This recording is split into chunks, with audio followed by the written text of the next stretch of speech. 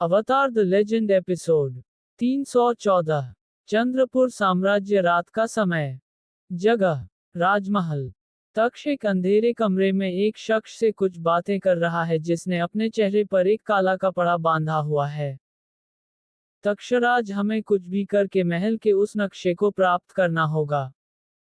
ये सुनकर देव हैरान भरी नजरों से तक्ष से कहता है, देव तक्ष, मैं ये सोच रहा हूँ उस नक्शे से हमें क्या फायदा होगा। तुम आखिर नक्शे से ऐसा क्या कर लोगे, वह बस एक मामूली नक्शा ही तो है। तक्षराज अपने चेहरे पर एक मुस्कान लिए, वो सिर्फ एक मामूली नक्शा नहीं है देव। उसमें सिर्फ महल की ही नहीं बल्कि अन्य अन्य राज्यों में क्या क्या खजाने हैं उसके बारे में भी लिखा है। अगर हम उसे पा लेते हैं तो हमारे पास इतना धन आ जाएगा जिससे हम जो चाहे वो कर सकते हैं। देव खुश होकर, तो क्या तुम उस नक्शे की मदद से सकराल खान को हरा पाओगे? तक्षराज मुस्कुराते हुए, हाँ, उसे रोकने के लिए मैंने कुछ सोचा है, पर पहले मुझे एक सबूत को मिटाना होगा। देव हैरानी से, कौन सा सबूत? कालकोठरी, आंतरिक कारागार। जेल के मंद प्रकाश वाले गलियारे पत्थर की दीवारों पर लगी मशालों से जगमगा रहे हैं। बाहर हवा में तनाव का माहौल है। रात शांत है लेकिन माहौल में बेचैनी है। जेल के अंदर ज्यादातर सैनिक भोजने के लिए चले गए हैं, सिर्फ कुछ ही अंधेरी कोठरियों की रखवाली के लिए तैनात हैं। वे अपनी आंखें संभालते हुए आगे बढ़ते हैं और उनके कवच की खनक धीरे धीरे सुनाई देती है। जेल के प्रवेश द्वार के पास तैनात बचे हुए पहरेदार लंबी रात की वजह से सतर्क लेकिन थके हुए खड़े हैं। अचानक लकड़ी के भारी दरवाजे खुलते हैं और तक्ष अंदर आता है। उसकी मौजूदगी तुरंत ध्यान आकर्षित करती है। एक हाथ में वह एक लाल कपड़ पकड़े हुए है जो उसकी उंगलियों पर ढीला ढाला लपेटा हुआ है। मशाल की रोशनी में उसका कपड़ा समृद्ध और अशुभ लग रहा है। उसकी निगाहों के सामने पहरेदार तुरंत अपनी मुद्रा सीधी कर लेते हैं, घबराए हुए। तक्ष का चेहरा सख्त है, उसका जबड़ा अधिकार से तना हुआ है। बोलने से पहले वो कारगार के हर कोने की ओर देखने लगता है। तक्षराज शांत लेकिन तीखे तेवर के साथ, अगर बाकी सैनिक आए तो मुझे तुरंत सूचित कर देना। उसकी आवाज में एक शांत धमकी है, हवा में एक अनकही धमकी है। पहरेदार घबराई हुई नजरों का आदान प्रदान करते हैं लेकिन चुपचाप आज्ञाकारिता में सिर हिलाते हैं। तक्ष की नजर एक पल के लिए रुकती है, फिर एक आखिरी नजर के साथ वह जेल में और अंदर चला जाता है। चलते चलते वो एक जेल के भीतर जाता है जहां दिनार अकेला बैठे कुछ सोच रहा था। दिनार, जिसकी हालत अब ठीक हो रही थी, तक्ष को उसकी ओर आता देख वो डर के मारे पीछे हो जाता है। तक्षराज मुस्कुराते हुए, हे डरो मत, मैं तुम्हें कुछ नहीं करूंगा, मैं बस तुमसे मिलने आया हूं। दिनार डरते हुए, तुम वही हो ना जिसने राजकुमार रणजीत से बात की थी? तक्षराज, हाँ बिल्कुल, मैं वही हूँ। दिनार गुस्से से, तुमने मुझे उस वक्त उनसे बचाया क्यों नहीं जब वो लोग मुझे पीट रहे थे?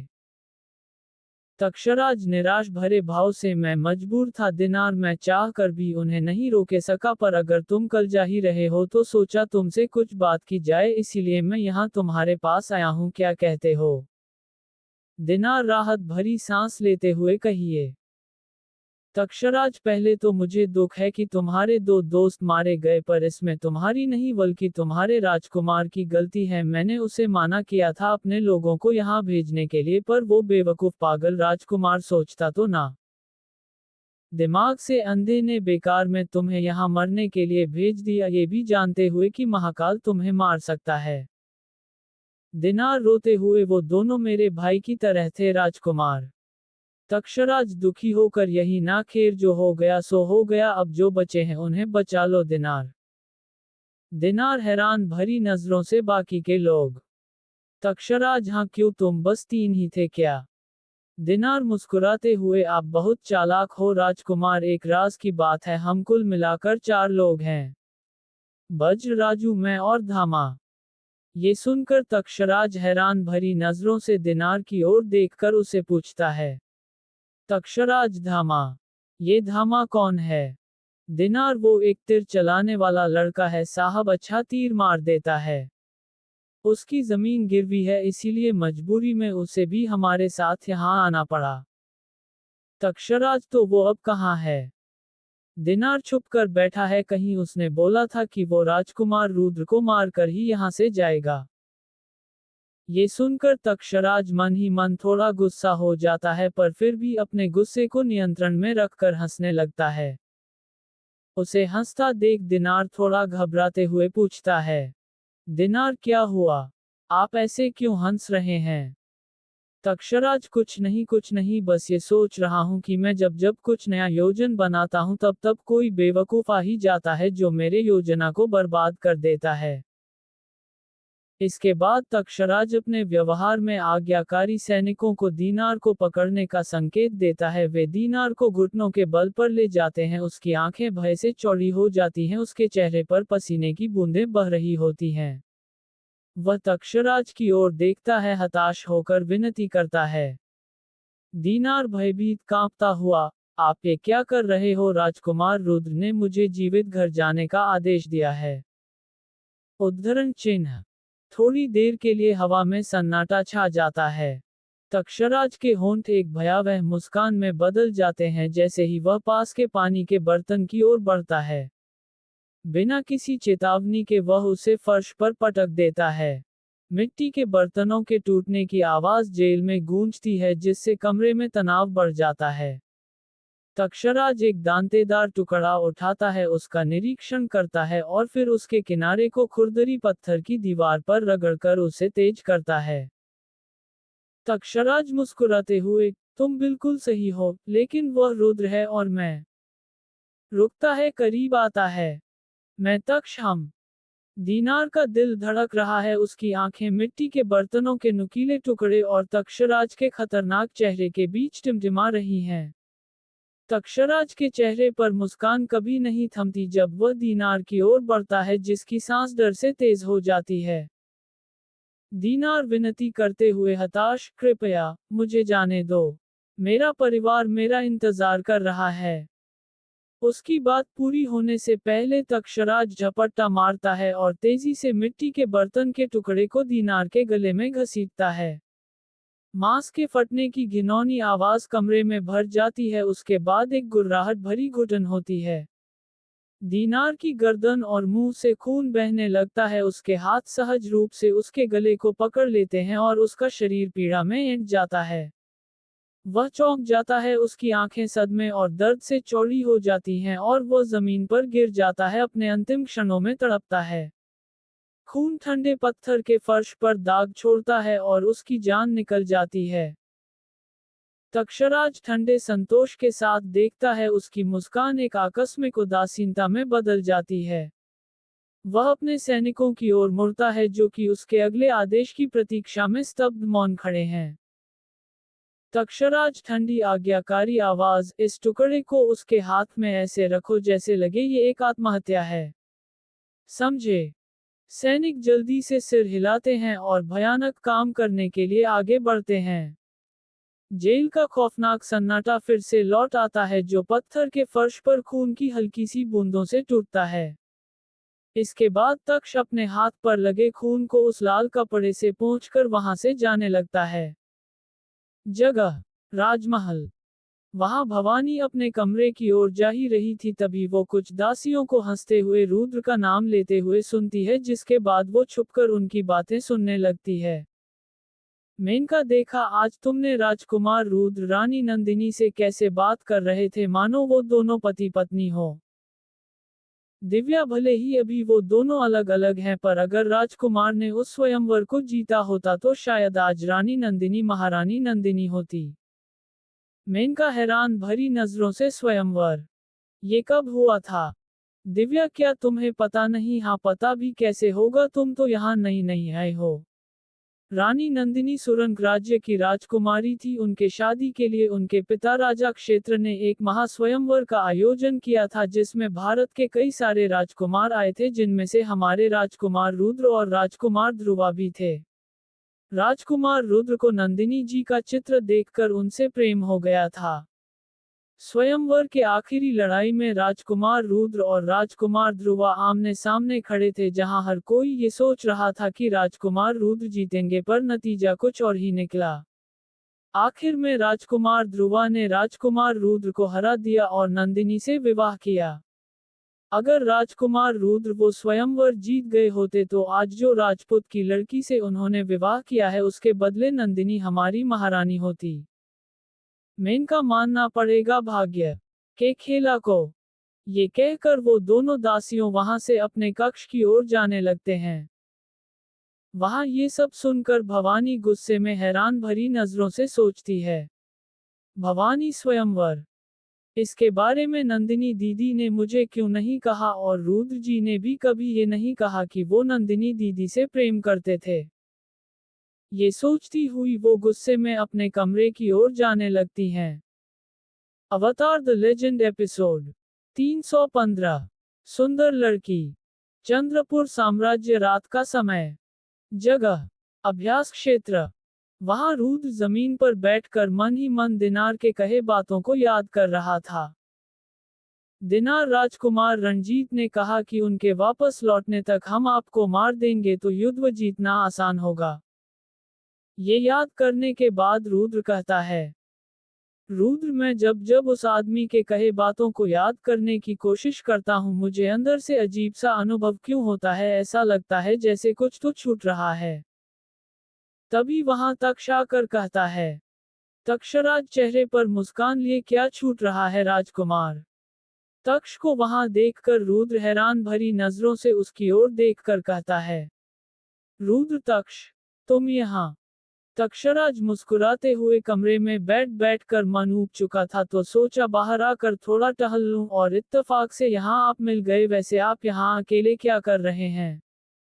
रुद्र एक गहरी सांस के साथ, कुछ नहीं, बस यहाँ आता हूं तो मन को अच्छा लगता है। ये सुनकर तक्ष रुद्र के ठीक पास बैठकर उससे कहता है, तक्षराज, राजकुमार आप चिंतित दिख रहे हैं, क्या हुआ है। रुद्र, चिंतित नहीं तक्ष, बस कुछ सोच रहा हूँ। तक्षराज, वैसे क्या सोच रहे हैं।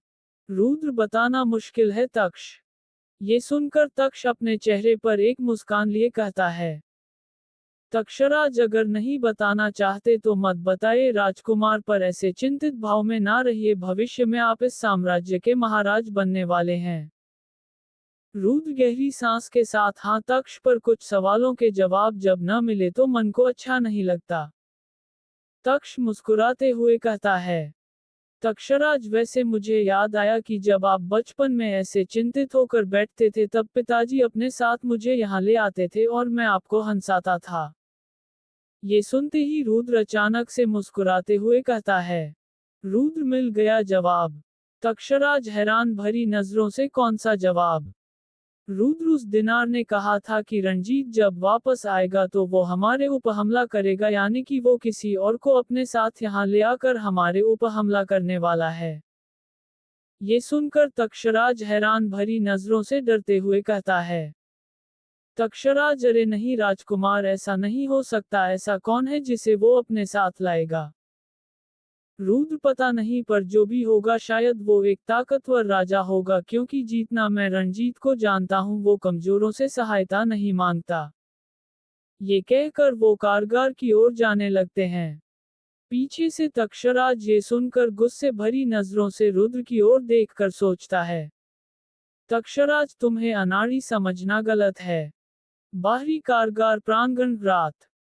रुद्र अंधेरे गलियारों से चलते हुए जेल के पास पहुंचने पर पैरों की हल्की आवाज गूंजती है। वह मुस्कुराते हुए वहां पहुंचता है, लेकिन जब वह कुछ असामान्य देखता है तो उसकी गति धीमी हो जाती है। आगे सैनिकों की एक भीड़ दीनार की कोठरी के चारों ओर चुपचाप खड़ी है। टिमटिमाती मशाल की रोशनी उनके चेहरों पर पड़ रही है, जो तनाव और बेचैनी से भरे हुए हैं। वहां पहुंचने पर उसकी मुस्कान फीकी पड़ जाती है, उसकी आंखें आश्चर्य से चौड़ी हो जाती हैं। सैनिक उसकी उपस्थिति को महसूस करते हुए सम्मानपूर्वक मौन में चले जाते हैं, उसे जाने देते हैं। हर कदम के साथ हवा भारी होती जाती है। आंतरिक जेल कोठरी। रात। रुद्र आखिरकार कोठरी की लोहे की सलाखों तक पहुंच जाता है, अंदर झांकता है। उसकी सांस गले में अटक जाती है जब उसकी नजर दीनार के शरीर पर पड़ती है।